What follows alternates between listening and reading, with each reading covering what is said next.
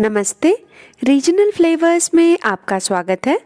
अगर आप चैनल पे नए हैं तो चैनल को सब्सक्राइब कीजिए और बेल आइकन दबाना बिल्कुल मत भूलिए। आज हम बनाने वाले हैं पनीर कलेजी। इसको बनाने के लिए हम सबसे पहले लेंगे 400 ग्राम पनीर और इसे बड़े बड़े तिकोनों में काट लेंगे। इस तरह से हम 200 ग्राम पनीर के 8 टुकड़े कर लेंगे।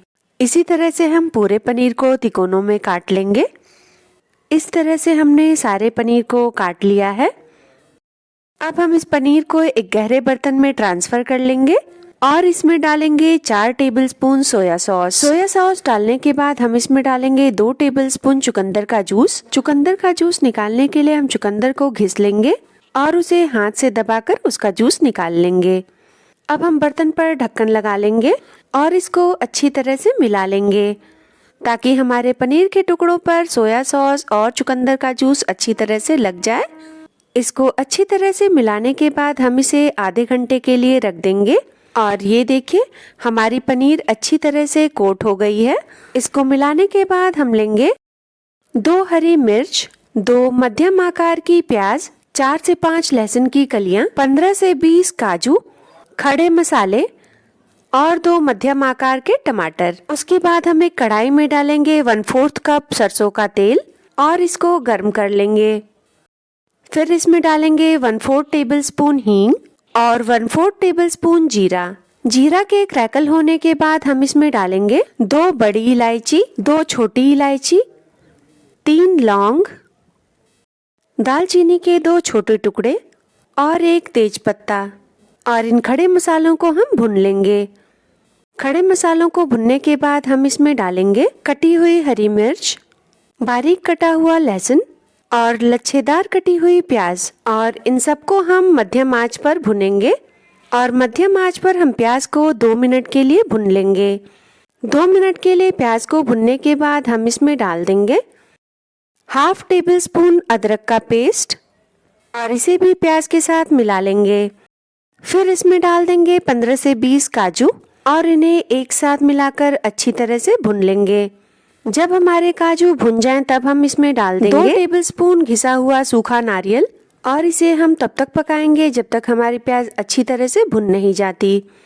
प्याज के भुनने के बाद हम इसे एक बर्तन में निकाल लेंगे। एक बर्तन में निकालने के बाद हम इसे ठंडा कर लेंगे।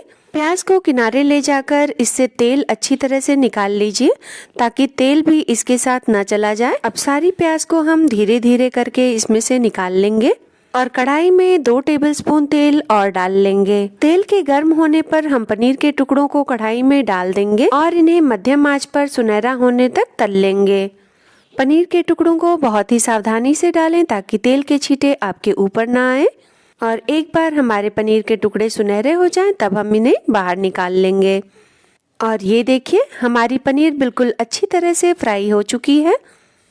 अब हम इसे कढ़ाई से बाहर निकाल लेंगे और इसे एक पानी से भरे बर्तन में डाल देंगे। 2 प्याज मैंने पहले से तेल में फ्राई करके रखी हुई थी, उसे भी बाकी भुने हुए मिक्सचर के साथ जार में हम डाल लेंगे और सबको हम पीस लेंगे। तली हुई प्याज को भी हमने अब जार में डाल लिया है और इसको पीसकर हमने इसका बारीक पेस्ट बना लिया है। अब हम कढ़ाई में डाल देंगे घिसे हुए टमाटर, 1/2 टेबलस्पून कश्मीरी लाल मिर्च, 1/2 टेबलस्पून धनिया पाउडर, 1/2 टेबलस्पून सब्जी मसाला और नमक स्वादानुसार। इन सबको हम टमाटर के साथ अच्छी तरह से मिला लेंगे और मध्यम आंच पर इन्हें भून लेंगे। मैं इसमें हल्दी डालना भूल गई हूँ तो अब इसमें हम डाल देंगे 1/4 टेबलस्पून हल्दी पाउडर। अब हम टमाटर को तब तक भुनेंगे जब तक ये किनारों पर तेल ना छोड़ दे और अच्छी तरह से पक ना जाए। अब टमाटर ने किनारों पर तेल छोड़ दिया है। अब हम इसमें अपने पिसे हुए मसाले डाल देंगे और जार में थोड़ा सा पानी डालकर उसे भी हम कढ़ाई में डाल देंगे। अब हम इन सबको आपस में अच्छी तरह से मिला देंगे और इन मसालों को हम मध्यम आंच पर भुनेंगे। क्योंकि हमने मसालों को पहले ही भुन लिया था तो इन मसालों को हमें बहुत ज़्यादा नहीं भुनना है।